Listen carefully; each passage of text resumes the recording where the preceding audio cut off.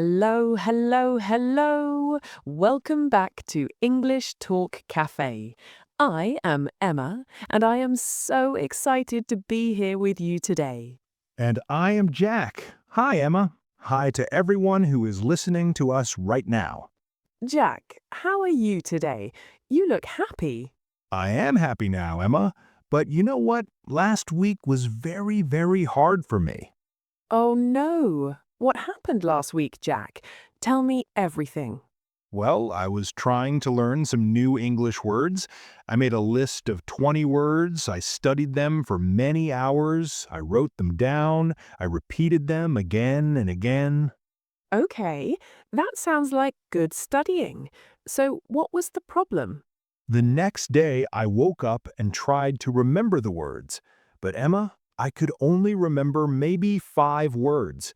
The other 15 words were completely gone from my memory. Oh, Jack, that must have felt really disappointing. Yes, it was terrible. I felt so bad. I thought, why am I wasting my time? I studied for hours and I forgot everything. Maybe I am just not smart enough for English. Oh, Jack, I think many people feel exactly this way. Learning English is not easy. Some days are really difficult. Yes, exactly. I felt like giving up. I thought, maybe English is not for me. Maybe I should just stop trying. But you did not give up, right? You are still here with us. No, I did not give up. And that is exactly why today we want to talk about this important topic. We want to help everyone who feels tired, frustrated, or sad about learning English. Yes, today we are talking about why you should never, ever give up on English. We're talking about how to stay strong when learning feels too hard or too slow. This is a very important topic, Emma. I think everyone listening needs to hear this message today. I agree completely, Jack. But before we start our big conversation, we have a small favor to ask from our lovely, wonderful listeners. Yes, if you are enjoying what we are doing here at English Talk Cafe, if you like our conversations and our topics, please click the like button. It is just one small click, but it helps us so much. And please subscribe to our channel. When you subscribe, you will get a new episode every single week. You will not miss any of our conversations about English learning, motivation, and life. Also, if you have friends, family members, or classmates who are learning English, please share this episode with them. Let's help each other stay motivated and strong. Yes, share it on your social media. Send it to your WhatsApp groups. Let's build a big community of English learners who support each other. Thank you so much, everyone. Your support means the world to us. It makes us happy to create content for you. Okay, Jack, now let's dive into our topic. Let's talk about giving up. Why do so many people want to give up on learning English? That is a great question, Emma. I think there are many different reasons. Can you tell us what you think? Of course, I think the first big reason is time. People believe they do not have enough time to learn English. Yes, that is so true. People have jobs, they have families and children, they have responsibilities. They are busy every single day from morning until night. Exactly. They wake up early, go to work, come home tired, cook dinner, take care of children, and then they have to sleep. Where is the time for English? Right. And when they finally find 30 minutes of free time, they are too tired to study. They just want to relax and watch TV. I completely understand that feeling. Modern life is very busy and stressful. So, what is the second reason people give up? The second reason is that progress feels very slow. People study English for weeks or months, but they do not see big results. Ah, yes. I know this feeling very well, Emma. You work hard, you study every day, but you still make mistakes. You still cannot speak fluently. You still cannot understand native speakers when they talk fast. Exactly. People expect to see fast results. They think, I have been studying for 3 months, why am I not fluent yet? But language learning doesn't work that way, right? No, it doesn't. Language learning is slow. It takes time, it takes patience. But many people do not know this, so they feel disappointed and they want to quit. That makes sense. What is the third reason? The third big reason is fear. Many people are afraid to make mistakes. They are afraid to speak English because they think people will laugh at them or judge them. Oh, fear. This is a really big problem. I remember when I was too scared to speak English with native speakers. My heart would beat very, very fast. My hands would shake. I would feel sick in my stomach. That's anxiety, Jack. Many English learners have this anxiety. It stops them from practicing and improving. Yes, and if you don't practice speaking because you are afraid, you cannot improve. So the fear creates a big problem. Exactly. Fear stops progress. And when there is no progress, people lose motivation. And when they lose motivation, they give up. So these are the three big reasons: time, slow progress, and fear. But Emma, you said all these problems have solutions, right? Yes, Jack, all these problems can be solved. We just need to change how we think about them. Okay, I am very curious now. Tell me, how can we solve these problems? Let's start with time. What should people do if they feel they have no time for English? Okay, Jack, my answer is very simple. You do not need many hours every day to learn English. You just need a few minutes, just a little bit of time. A few minutes? Like how many minutes exactly? Even 10 minutes is enough, Jack. Even 5 minutes is better than nothing. Think about it this way. If you practice English for just 10 minutes every day, that is 70 minutes every week. 70 minutes every week? That is more than 1 hour. Yes, and in 1 month, that is almost 5 hours of practice. In 1 year, that is about 60 hours of English practice. Wow, 60 hours sounds like a lot. And all of that comes from just 10 minutes a day? Exactly, Jack. The secret is not to practice for many hours one time. The secret is to practice a little bit every single day without stopping. So consistency is more important than the length of time we study. Yes, Jack, consistency is the magic key. It is better to study 10 minutes every day than to study 3 hours one day and then nothing for the rest of the week. I see. So even if I am very tired, even if I had a terrible day at work, I should still try to do at least 10 minutes of English. Exactly. Listen to one English song while you cook dinner. Read one page of an English book before you sleep. Watch one short video on YouTube while you drink your morning coffee. These are all easy things to do. They do not require much energy or time. Right. You can fit English into your daily routine. You do not need to create special study time. Just use the small moments you already have. I love this idea, Emma. It makes English learning feel much less scary and overwhelming. It is not a big mountain anymore. It is just small, easy steps every day. Exactly right. Small steps every day will take you very, very far. Farther than you can imagine. Okay, Emma, I understand the time problem now. What about the second problem? Slow progress. How do we deal with that frustrating feeling? Ah, yes, slow progress. This one is tricky, Jack. But let me ask you a question first. When you plant a seed in the ground, does it become a big tree the next day? No, of course not. A seed needs time to grow, maybe many months or even years to become a tree. Right, but is the seed doing nothing during all that time?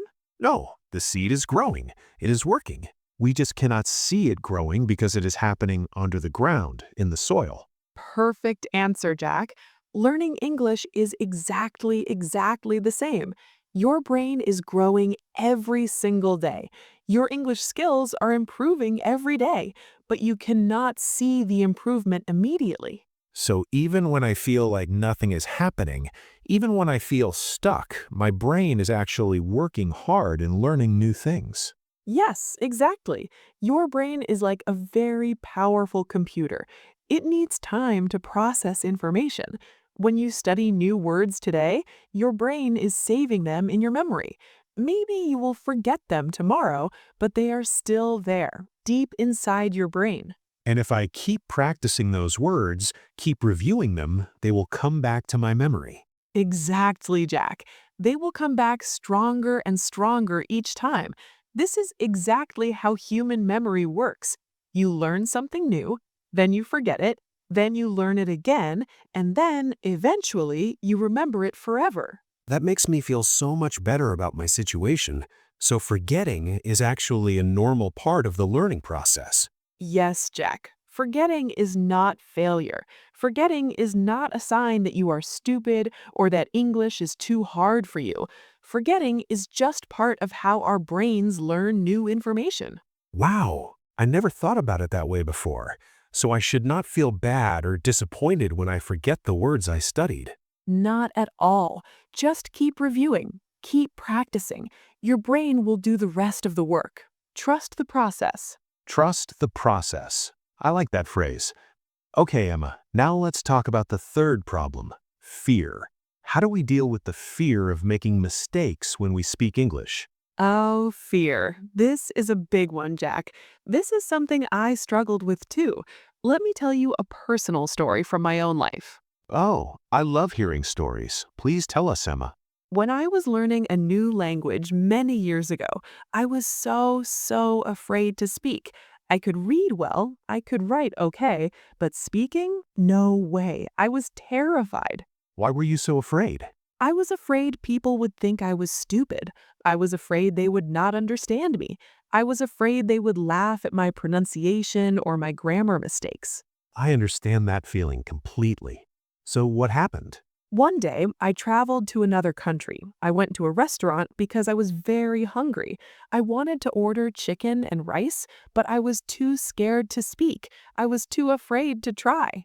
Oh no. So what did you do? I just pointed at the menu with my finger. I did not say any words.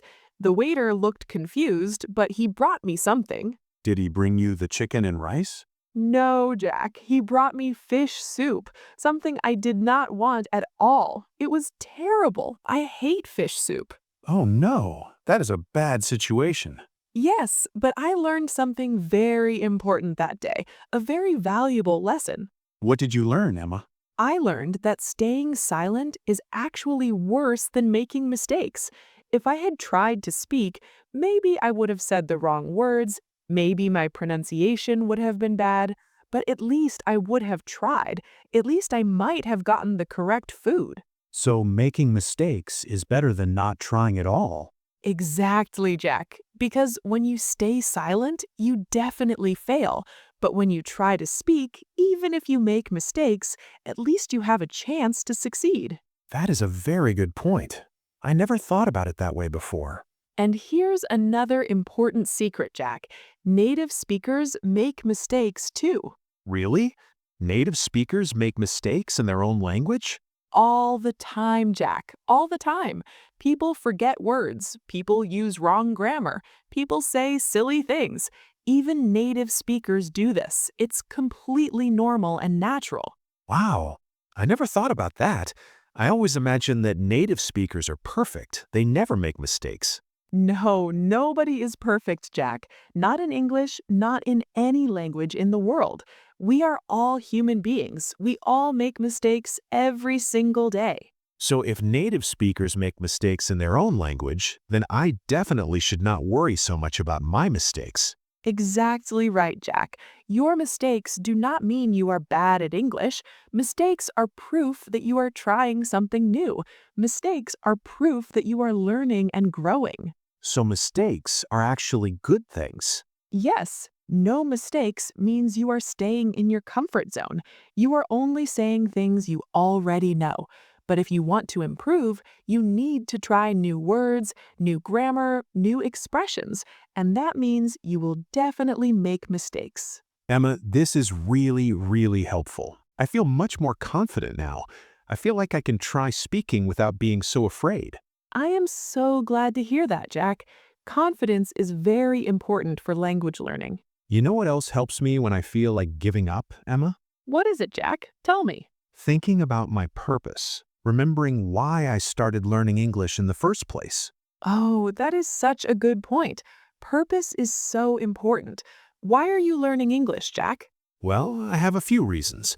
First, I want to travel around the world. I want to visit different countries, see different cultures, meet different people. English will help me communicate when I travel. That is a beautiful reason, Jack. Second, I want to watch movies and TV shows in English without subtitles. I want to understand the actors directly, not through translation. Yes, that's a great goal. Movies are so much better when you understand the original language. And third, I want to read books in English. There's so many amazing books that are written in English. I do not want to wait for translations. Those are all wonderful reasons, Jack. For me, I want to connect with people from all over the world. I want to make friends from different countries. I want to understand different cultures and different ways of thinking. English helps me do all of that. Warm, soft, smiling, clear British or neutral accent. That is beautiful, Emma. See, we both have clear purposes. We both have strong reasons for learning English. Yes, and when learning feels hard, when we feel tired or frustrated, we can remember our purpose. We can remember why we started this journey. Our purpose gives us strength. It reminds us that learning English is not just about passing a test or getting a certificate. It is about opening doors to new opportunities. Exactly, Jack. So I want everyone listening right now to think about this question. Why are you learning English? What is your dream? What is your goal? Maybe you want a better job with a higher salary. Maybe you want to study at a university in another country. Maybe you want to help your children with their homework. Maybe you want to understand English songs.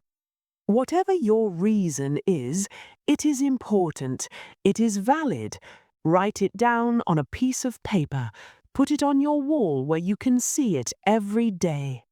Yes, and when you feel tired, when you want to give up, read your purpose again. Let it remind you why this journey matters.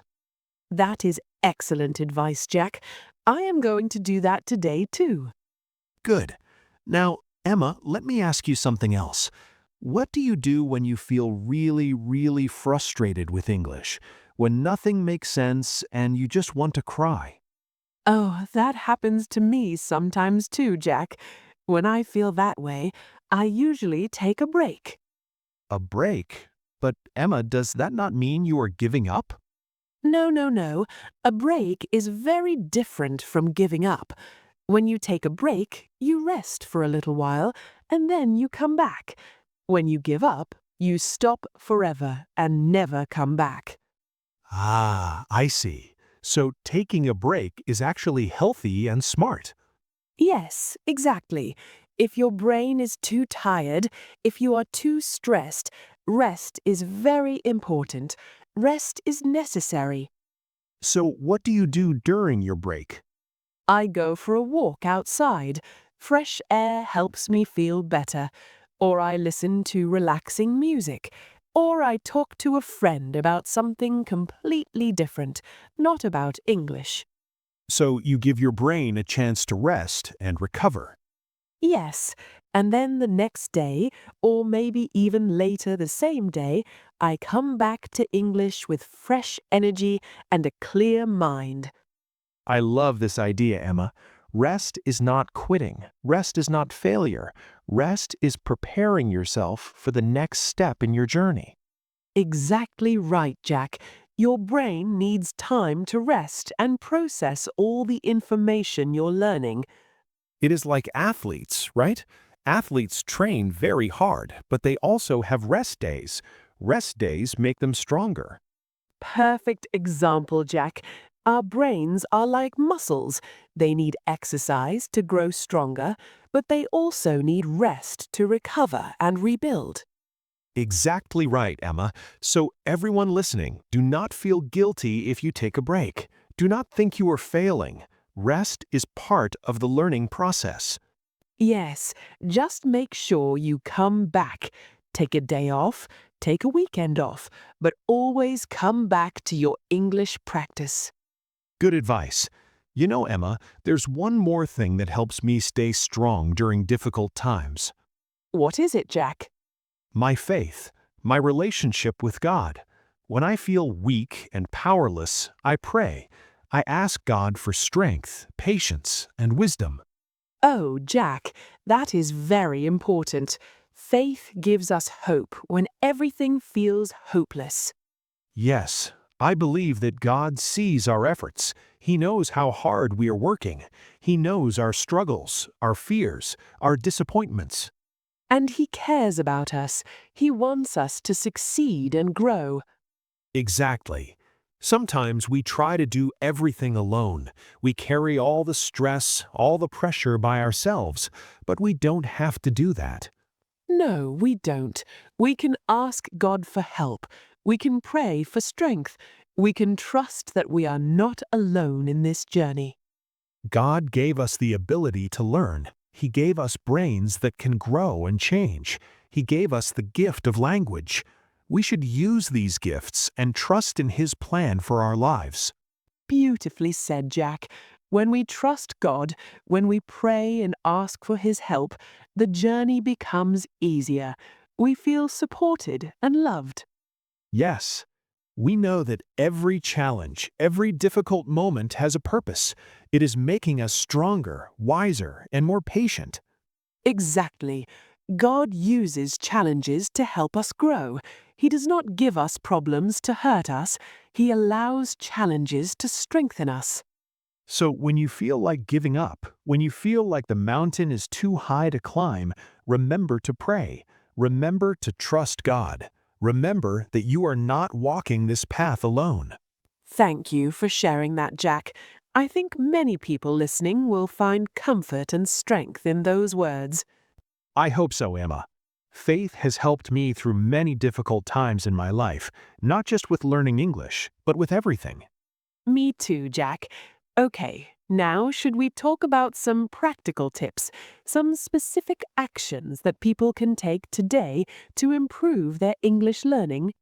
Yes, let's do that. I love practical tips that people can use immediately. Okay, here's tip number 1. Set very small, achievable goals.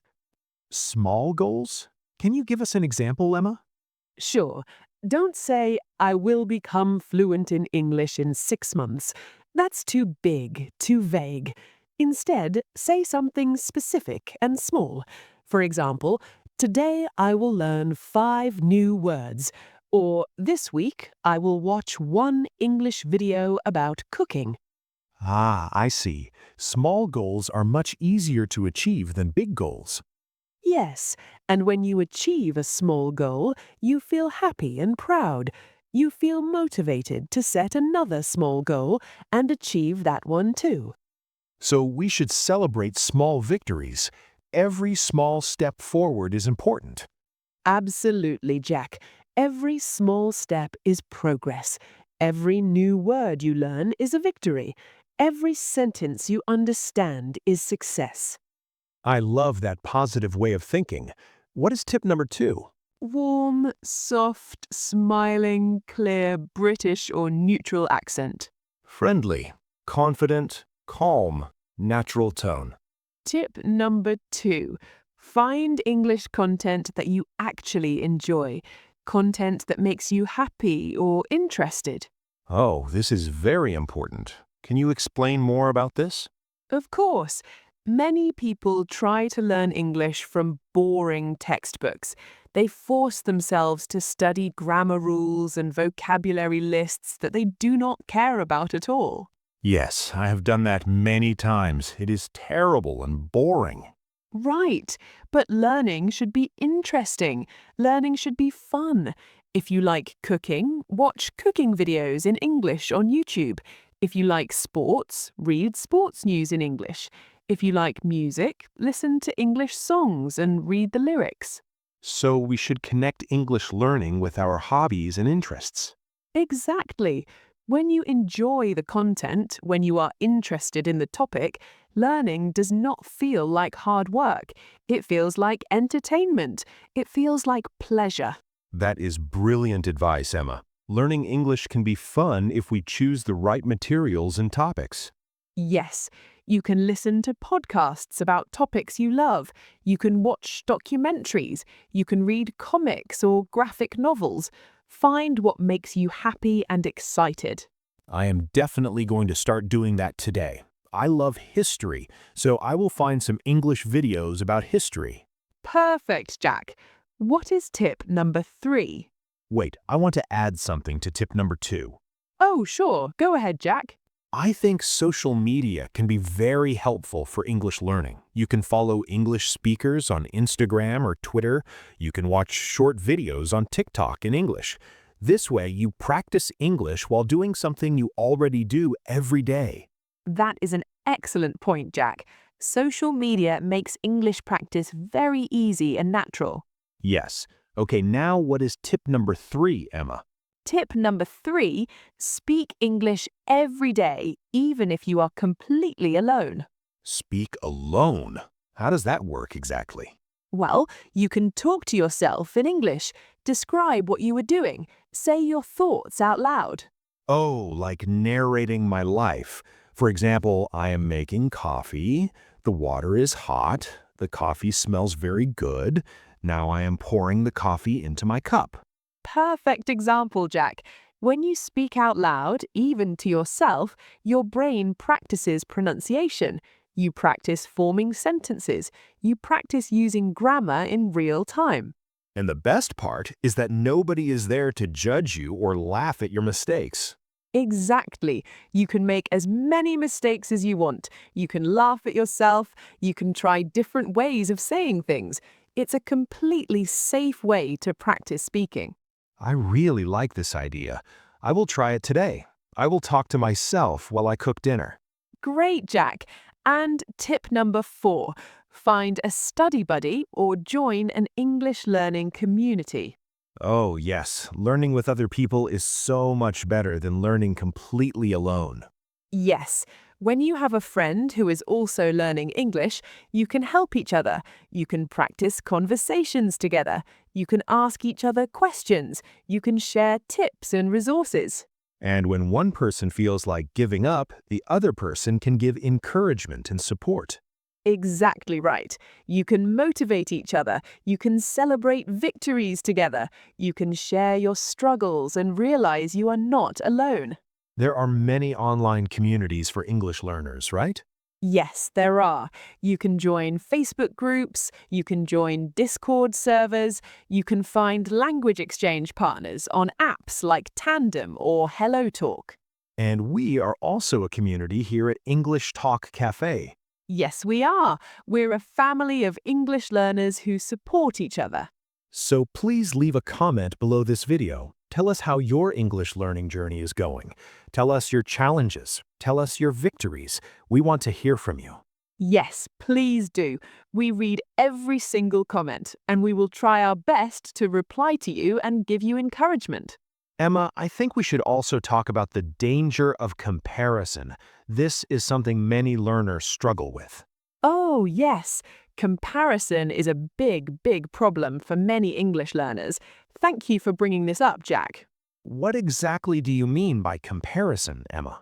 Well, many people compare themselves to other English learners. They see someone on YouTube who speaks English perfectly, fluently, with no mistakes, and then they look at their own English and feel terrible about themselves. Yes, I have felt that way so many times. I watch videos of people speaking beautiful English, and I think, I will never be that good. I am so bad compared to them. But Jack, comparison like this is very dangerous. It's harmful to your motivation and your mental health. Why is it so dangerous? Because everyone has a different starting point. Everyone has a different journey. That person in the YouTube video might have been learning English for 15 years. You might have been learning only 1 year. Oh, that is a good point. We do not know their background or their history. Exactly. Maybe they lived in an English-speaking country for 10 years. Maybe they had private tutors. Maybe they went to international schools. You don't know their story.